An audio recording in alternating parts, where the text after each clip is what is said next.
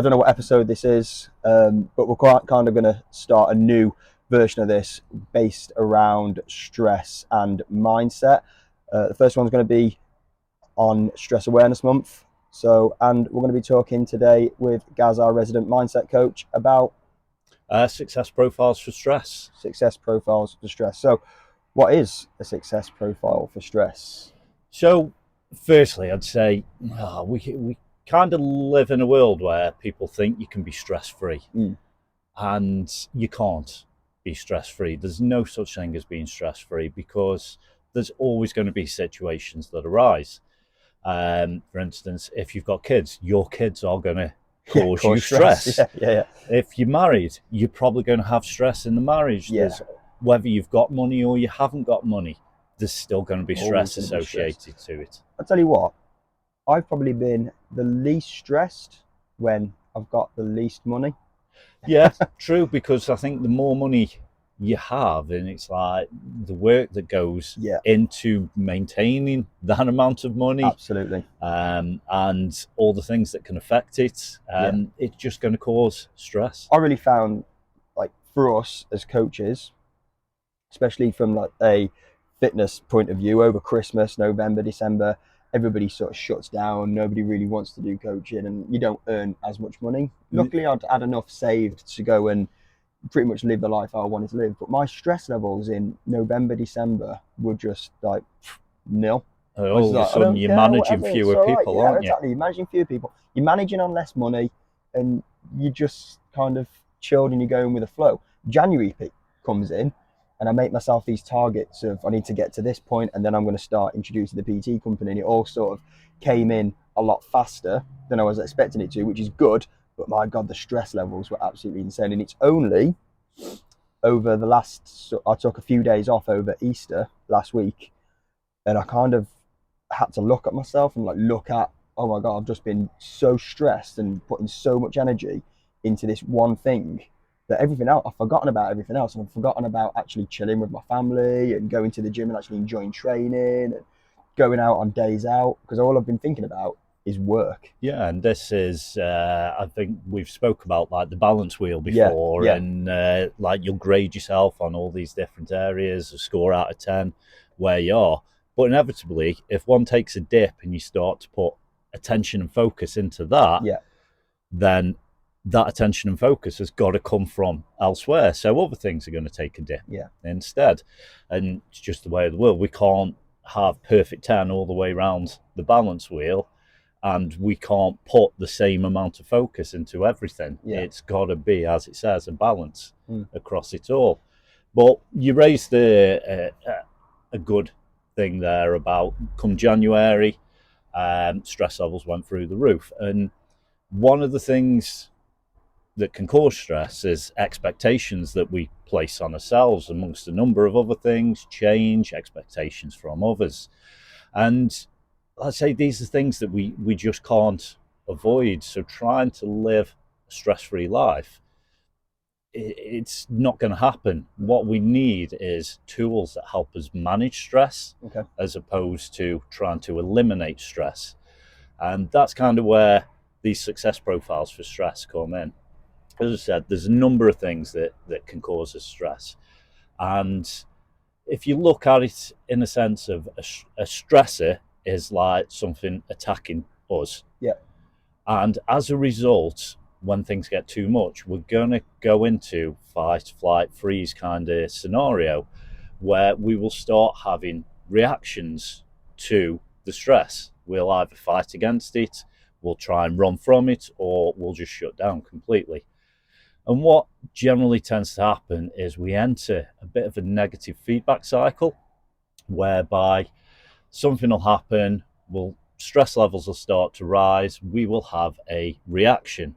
Now, let's say you're getting a bit stressed at work, and you're at home and you don't mean to, but you end up snapping at the wife. And it's absolutely nothing to do with her, it's to do with everything else that's going on. But as a result of that negative reaction from what's going on, you then feel a little bit shit about that after, because you're like, why have I done that? Why have I snapped at? So you start to feel bad, which in turn can lead to another negative reaction where you start to turn in on yourself a little bit for doing that. Absolutely. And then another negative emotion, and the cycle continues. Yeah, I mean, I definitely resonate with what you just said. I'm sure a lot of people that are going to listen to this have probably gone, yeah, I've done that. Yeah, I think it's pretty much everybody. Yeah, and it's natural, normal, isn't it? And that's the thing, these negative feedback cycles, everybody's been in them. And it's not necessarily a bad thing that you're in one. When it becomes bad is not realizing that you're in one and persisting and staying in one. The key to the success part of this is firstly just recognizing that, shit, I'm in this cycle. And then once you've recognized that, you just have to accept that it's there. Yeah. Like, don't try and fight against it, because one of the things that people do to try and eliminate stress is to try and eliminate it completely. Whereas, like we said, you find it difficult to do that because there's always going to be stress. So once you've recognized that you're in it and you've accepted, I'm in this position, then that's where you then start to make a plan to move yourself out of it. Okay. And the tools that I've used with clients that have been very successful is firstly identifying what the actual stress is. What the actual stressor is. Yeah, what is the main thing? Because you could have multiple things causing stress, but what we want to do is identify what's the main one. And then we look at it and we say, okay, if 10 was the most stressed ever, could not be more stressed, and 0 was stress-free, whereabouts on the scale would it be? So let's say, for instance, somebody says, oh, I'm about a 7. And you say, okay, 7, pretty high, but why isn't it an 8? Why isn't it a 9? And then what you're doing is getting people, or if you do this with yourself, you're getting yourself to realize that actually things could be worse than where they are right now. So straight away, you're bringing yourself into a more kind of logical mindset with it all. And you're like, yeah, okay, things could be worse because this could have happened, that could have happened, and the other could have happened. Yeah, well, you always compare yourself to others as well. Yeah. So I would think, oh, I'm really stressed, I'm really pissed off, but at least I'm not going through what that person's going through. Yeah.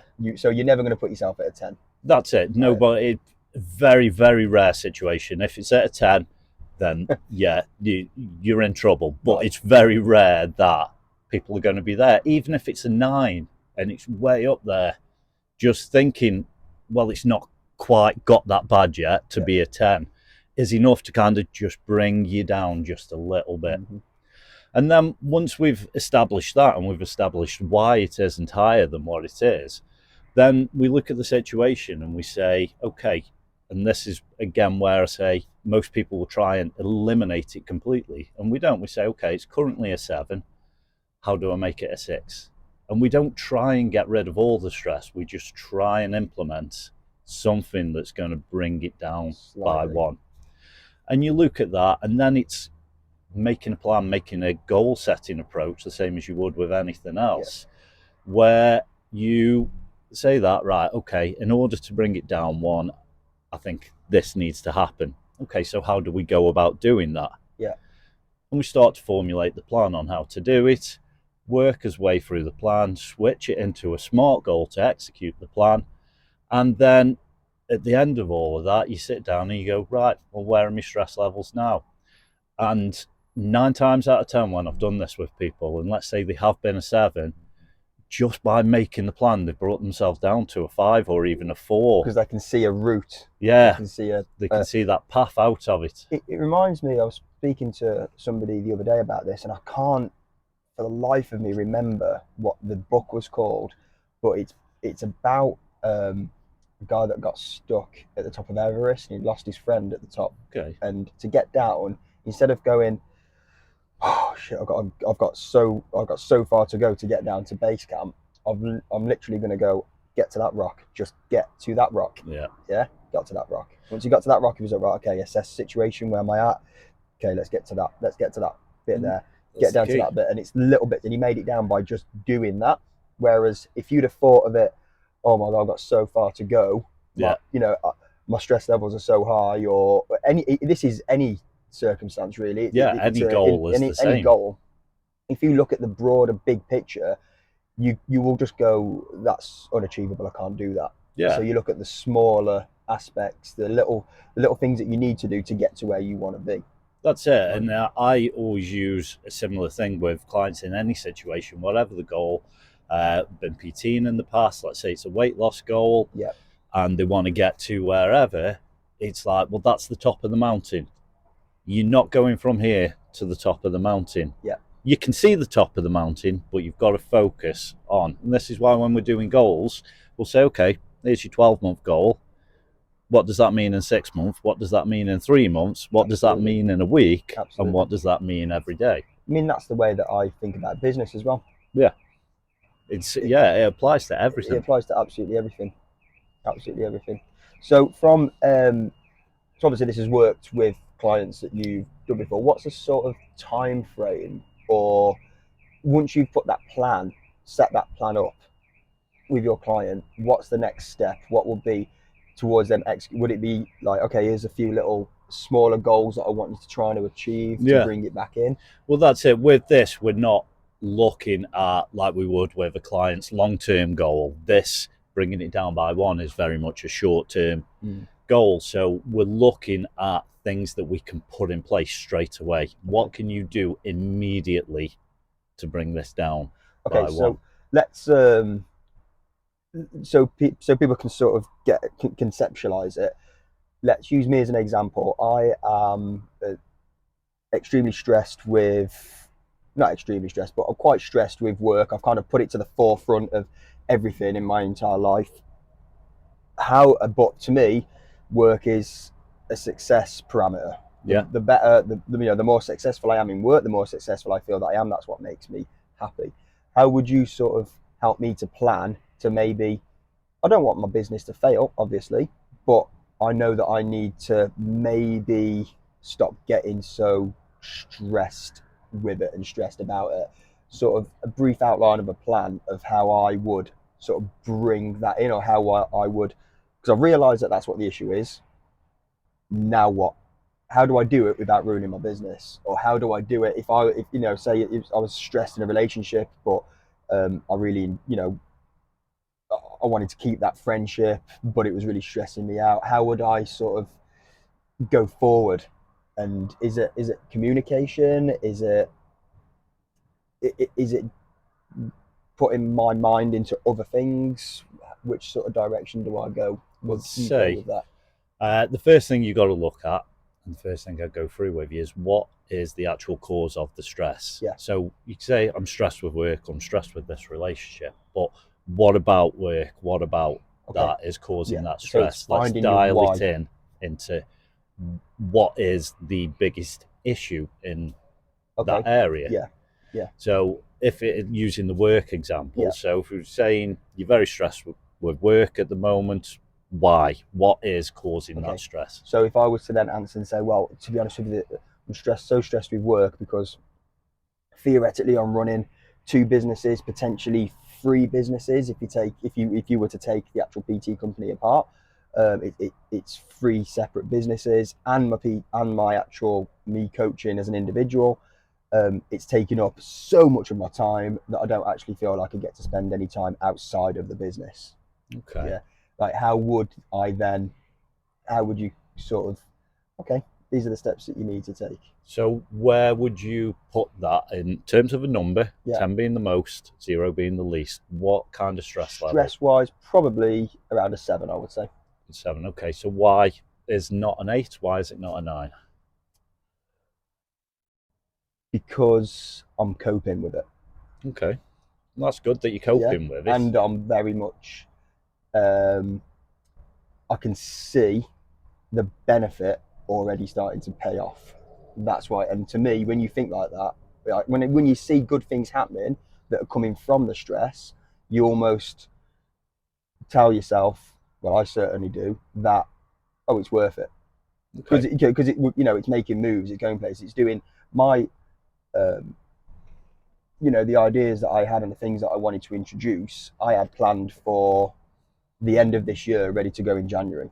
It's only because January was good for me on a sort of individual basis that I decided to bring it all forward. Yeah. So then you think to yourself, well, did you bring it forward too much or too much too soon? But then you start to see the benefits and things like that coming out. Yeah. So it's almost like a coping. You're like, okay, I can cope with the stress because you've seen results. Seeing results and you've seen success. Okay, so is the stress that you're feeling more to do with the time that you're not spending on other things as opposed to the time that you're putting in on this? Yeah, I would say that it's, I feel that time with family. You feel that's taken a hit? Big time, yeah. Okay, so if that's the 7 that's causing you stress, how would you go about bringing that to a 6? Probably my main thing that I'd need to do is put my phone down. Okay. Like just to sort of bring, because I'm never really fully there when I'm with my family. I'm always phones in hand, messaging somebody or sending an email back or something. There's always something that's got to be done. But that's the same with any business. Like you've been self-employed, you're self-employed now. There's always something to be done, isn't there? There is. You're right. It's one of them things where you want your business to grow. Exactly. So there's always things to be done. Business is like a second child. Yeah. Or a third child or whatever. It's like a child that's not a child. You've got to spend time on it and nurture it and get it to grow. And it's more likely to look after you in old age than you actually. Yeah. But yeah, so if we're looking at that and we're saying, okay, in order to bring this to a 6, I'd just have to put my phone down a bit. So what measures can you put in place that would ensure that wouldn't have an impact on the business? Probably put time into my calendar where I know that my family, I'm going to be with my family. For example, Saturday and Sundays, where I maybe leave the phone upstairs or I turn the phone off, God forbid, or the iPad goes to one side, or I even leave the house and go out without it. And it's a weird one, talking about this. So, but going off a little bit. Me and my wife and my kid, we went for a meal last night, local restaurant, and we were sat there and we were having a laugh, and the phones didn't come out at all. The phones were just in our pockets. I was talking to Flo and we were having a laugh and stuff. And the table next to us, there was a couple who were probably in their mid to late 40s, and sat down with a drink each, facing each other, and they didn't talk to each other. Yeah. And just sat there with their phones. And I looked at that, and my wife said to me, she was like, I don't know how people do that. I don't know why aren't they talking to each other? And I agreed, and I was like, yeah, I agree. Yeah. And then I thought to myself, I do that. And then you get I do that all the time. Like, it's only because we're in a restaurant that I'm not doing that. If we were at home and my wife was talking to me, I'm only 50% there. Yeah. Like she'll say, have you heard that? And I'm like, what? Well, I think like I do that with my kids. I say, when we're out, phones stay in your pocket or wherever they may be. They do not come out. While we're sat at a table, they don't come out. There's no need for them to come out. Yeah.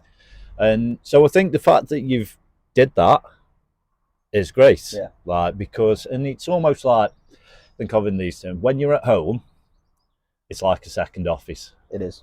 So, especially these days. Yeah. And when you're self-employed, it's like a second office. You're in that environment and it's just normal for you to have your phone out and be doing work. When you're in a restaurant, it's a change of scenery. It's a different situation. You're like, right, we're actually spending time as a family. But you're not seeing that when you're at home currently. Now, I think you come up with some great things. I could just turn my phone off. You could just set do not disturb on your phone for certain times when you're going to be at home. I know a lot of people that found that the phone was going way into the evening. Come 6 in the evening, when it's like family meal time or whatever it may be, it's like, right, my phone is on do not disturb now until tomorrow morning, or whatever time works well for you. Or it could be a case of, well, I'm going to set it at do not disturb for, say, 4 till 7, till my daughter goes to bed. Then I'll allow myself an hour to catch up on anything that needs doing, and then it's going to do not disturb again till the morning. Yeah. And unfortunately, we're in a time where technology's come along, made everything so much easier, but we're so attached to it. I mean, we're sat here with two iPads, two phones, Yeah, and everything yeah, like watch that vibrates every time you I get get a no, message yeah, come through, and we're never disconnected from never it. disconnected. I think.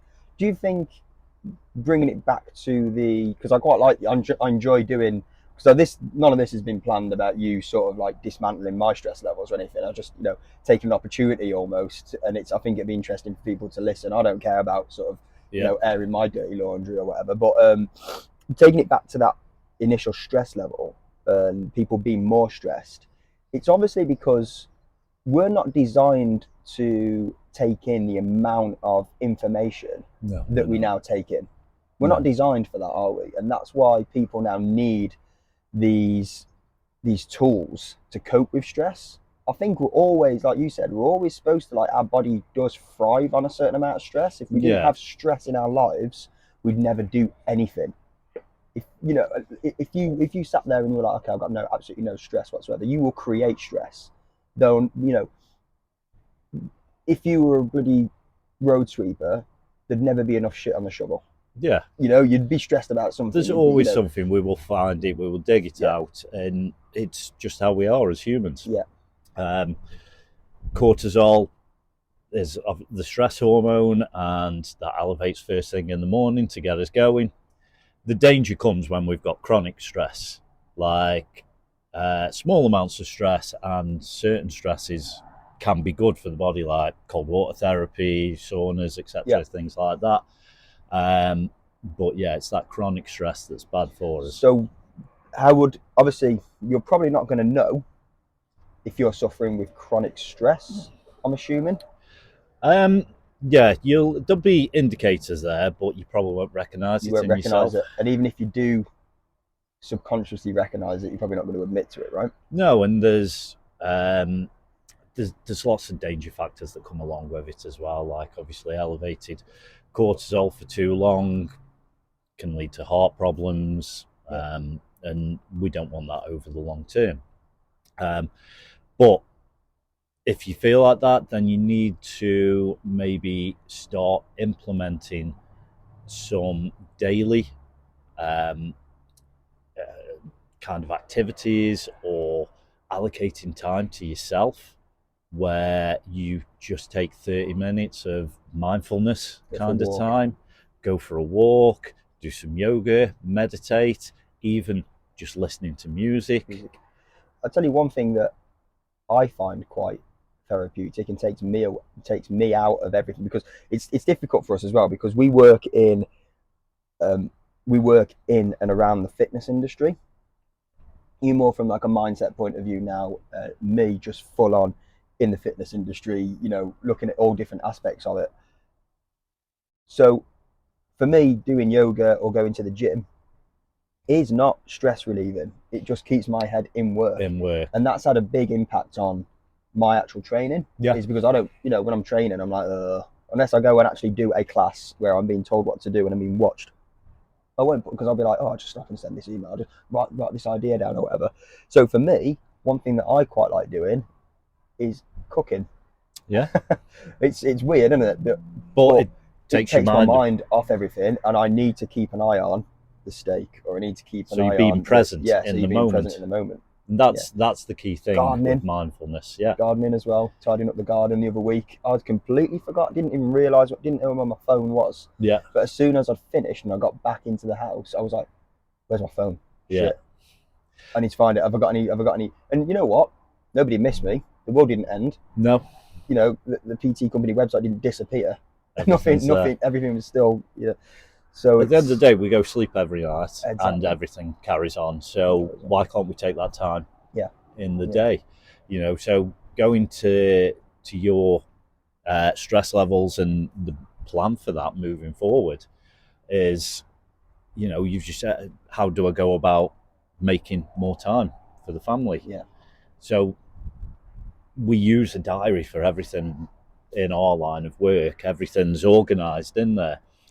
So we start to put time in the diary for the things that are most important to us. And unfortunately, it tends to be the things that are most important to us that end up taking the back seat when Massively. we're working on other things. I don't understand that. No. It's weird, isn't it? It's, I mean, the only thing I can put it down to is the world is motivated by the need to have money. Yeah. And that almost takes over from us seeing what's actually most important, because let's face it, when we're gone, it's those people that are going to miss us. If we're on the deathbed, we're not going to regret the money we didn't make. We'll regret the time that we didn't spend. So I often look at this from a wealth perspective. Yeah. People always associate wealth with currency, with what they've got in the bank, with money. Whereas up until, probably a couple of years ago, when we were living away, I had a really good work-life balance, because I would work in the morning and in the afternoon go down to the beach. Yeah. And chill. Yeah, in a country where you're able to do that. Whereas amazing. now I'm like, okay, well, what else have I got to do? Yeah. And so you do focus more on, whereas different cultures, different countries, different people, they're far less caught up in the rat race than we are. Yeah. In like a more of an urban society. Yeah, and this, like one of my clients, I think it's his godson that he was telling me about, and he is over in Belize, and he basically has a small fishing boat, and he takes out people in the morning on fishing trips. They'll catch what they catch. The people on the trip get some of the catch. He keeps some of the catch. He obviously gets paid for the fishing trip as well. Then comes back to shore, sells the catch that he's kept, makes his money from that, spends the rest of the day doing whatever he wants to do. Don't think he even owns a pair of shoes. Like he just spends the entire time on the beach doing what he wants. To me, that's wealth. Yeah, he is.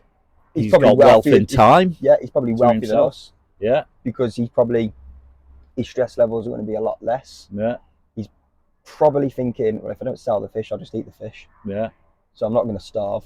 Because at the end of the day, somebody once said to me, and I always bring it back to that now, of you've got to have a bubble. You can take risks with things, but as long as you've got your bubble, you need to decide what your bubble is. Yeah. And I've always said that my bubble is obviously my mortgage and my car and stuff like that. But again, it's all wealth. Yeah. It's all money generated. Everything. It's all material things. Yeah. Whereas actually, I think the older I get, the more I think to myself, well, actually, I should have time in that bubble. Yeah. It should be more time relevant of the amount of time that I've got to spend doing the things that I want to do. It's just fortunate, but also unfortunate that the things that I like doing are working and building a business.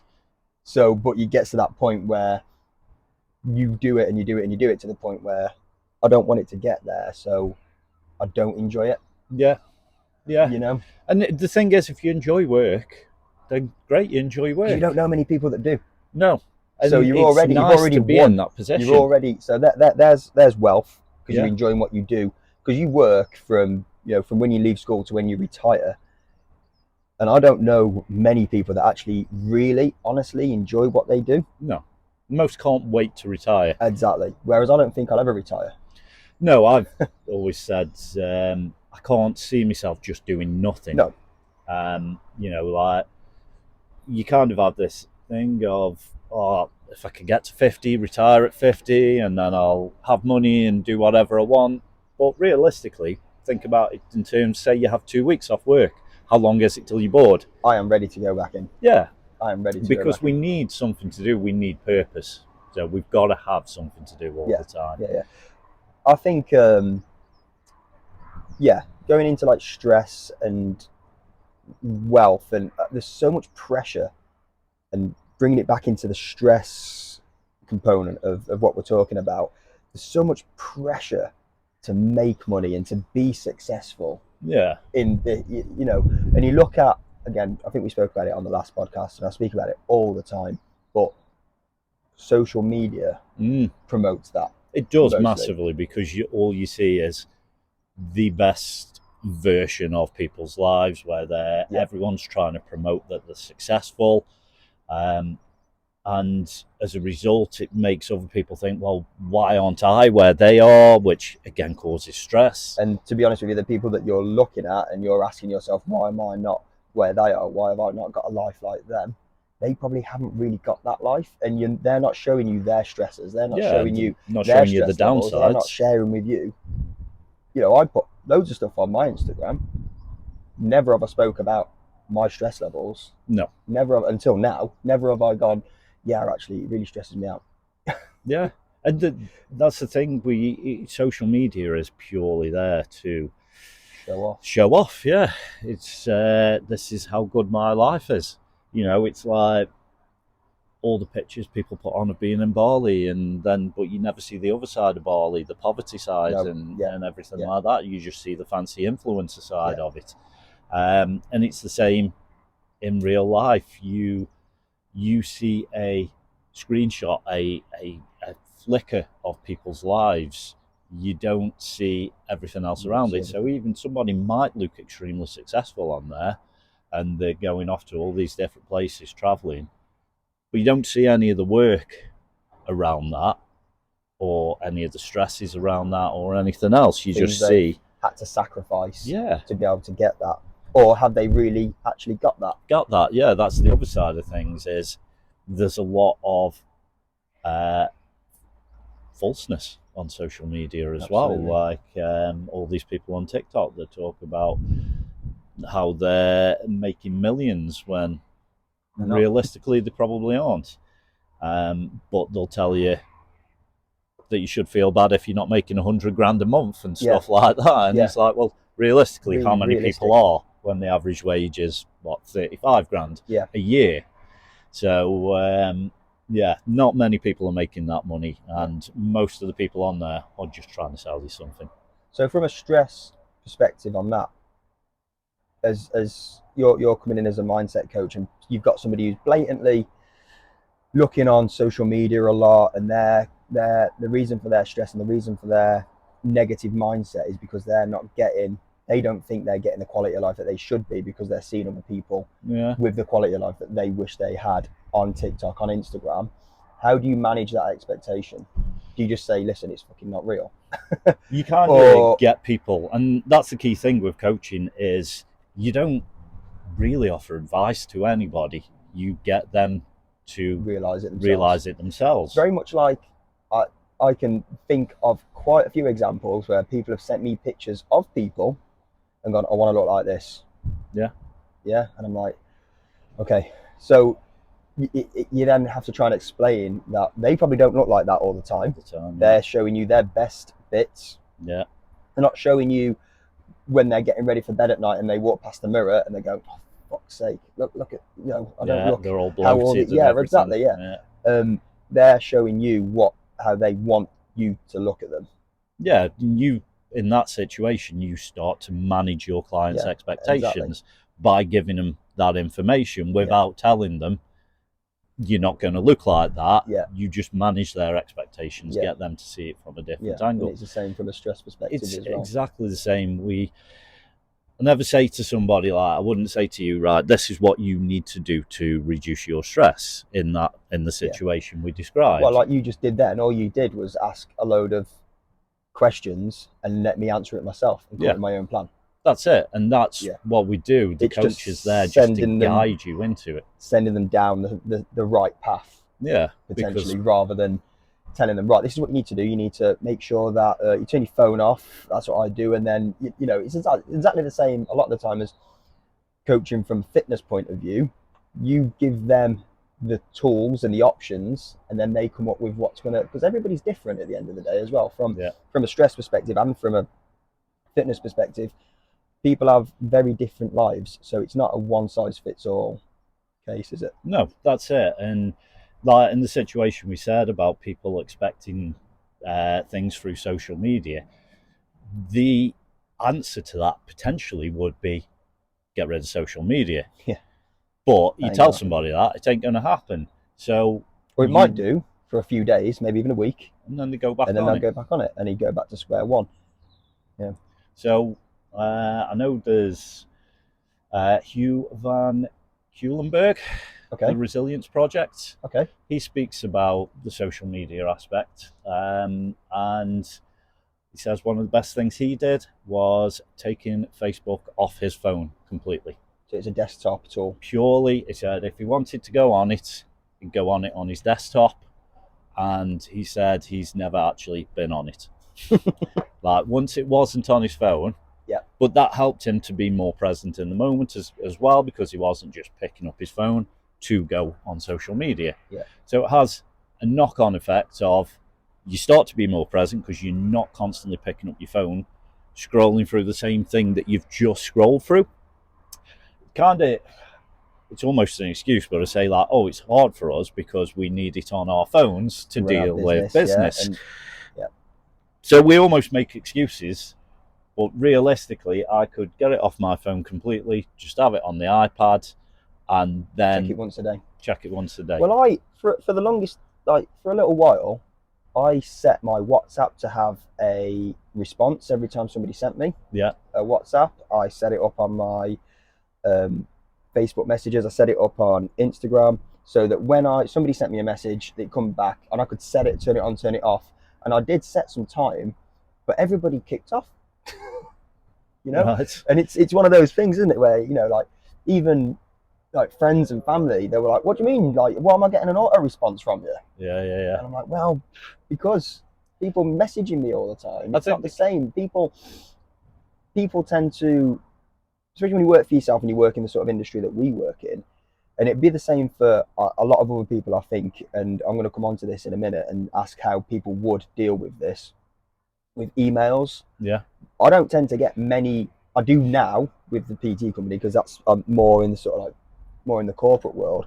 But dealing with being a self-employed fitness coach, you get a lot of messages on Instagram, a lot of messages on WhatsApp, like a lot, which I love. I don't mind that. They're obviously your clients. You welcome them messaging you. Yeah. But sometimes and it was never the clients that would say it was always them that understood. Yeah. It was more friends and family. They're like, "What do you mean we're getting an auto response?" And stuff. Well, like, I just need some time away. Set your boundaries with your clients beforehand, though, don't Absolutely, you? Absolutely, yeah. I do with mine. I say to them, like, you can message me anytime. Yeah. However, if I'm busy or doing something, you won't get a response straight away. Yeah. And you set that boundary. Have you set that boundary with your friends and family? No. That's the difference. Yeah. Is they've got an expectation that you're readily available, whereas your clients don't have that expectation because you've told them that. Yeah. So let's take that to like a work perspective now. So you've got people that are working from home a lot more now. Yeah. Which I think, from looking from the outside in, like not being a employee and not being salaried at all, being every gym that I work at, I am a outside consultant, you know, or so people that are salaried and people that have got work emails and work phones and work laptops that work from home, they are now feeling almost a guilt, I would say, for shutting off, for having an evening to themselves. And I think do you think that's a big part of, like, you know, post-pandemic, post-COVID? Do you think that's had a big impact on higher stress levels? So I think COVID in general did, forcing people to work from home. You lost that kind of social aspect of being in the office, and although some people enjoy working from home because they don't have to commute, etc., the problem comes when your work also becomes your office. You need to create a separate environment that you can close the door on and leave, ideally. Like if you're in your dining room doing work, in your bedroom or bedroom, then you're just associating that place with work, and therefore you are going to be phone there, laptop there, whatever it may be. If it goes off, you can do what people need to start doing ideally is setting boundaries. And I know some people say, well, it's kind of expected from work. It's not. It shouldn't be expected from work. At the end of the day, you get a salary, you get paid, but you generally have hours that you work between. That's kind of disappearing. Yeah, from what I can see. it is. I mean, people tend to, they're like, okay, I work 9 till 5. I was like, okay, so at 5 o'clock, you put that laptop down. Close the laptop. But people don't. They'll be getting emails, and it's kind of almost now expected that you're on 24/7. Yeah, and it shouldn't be. And it shouldn't at be. the end of the day. And in all honesty, the answer lies in the individuals setting their boundaries. And a lot of things comes to boundaries. If you let people cross your boundaries, or if you haven't made your boundaries clear, then same with kids. Kids push boundaries all the time. If you don't set your boundary as a parent, say this is acceptable, this isn't acceptable, they will continue to push that boundary and push that boundary and push that boundary until like you're at your wit's end with them. Yeah. But if you set that boundary and maintain that boundary, they generally don't push it. It's like with our clients, we set a boundary that don't expect us to reply straight away because we're busy. And we might not be able to. Yeah. And they accept that. They might, if we did start to break that boundary, then they might expect it more. But as long as you maintain that boundary, then everything ticks along nicely. Yeah. And that's what people need to do in the work situation is, just understand that you have to have boundaries. And you've got a life to live outside of work. And I think not having boundaries causes a lot of stress because you might have a boundary yourself, but if you haven't expressed that, communicated that boundary with other people, then you're almost creating a silent contract that the other person knows nothing about, and you're like, well, I shouldn't have to do this. And then you start getting annoyed. But if you're doing it, then you can't really get annoyed at that. Yeah. Because you are breaking your own boundary, and then people will keep expecting that. Yeah, it's very true. Very true. Well, we tried to make it a short podcast today. It was supposed to be 10 minutes, 15 minutes. We're on 45. We're on 45 minutes. So I'm going to wrap it up. Yeah. But we'll have to do it again sometime because I like talking to you about mindset stuff. I like talking. You're very, very knowledgeable, and you talk from experience, and you seem to talk from the heart about it. You seem really passionate about helping people to change their lives. So awesome. Where can people find you? So they can get me on my Instagram or TikTok under Gaz Cheetham Coaching. Yep. Facebook again, Gaz Cheetham Coaching. Yep. Very soon through the PT Company website. PT Company as well. Through their website as well. Awesome. Right, guys. Thank you very much. See you soon.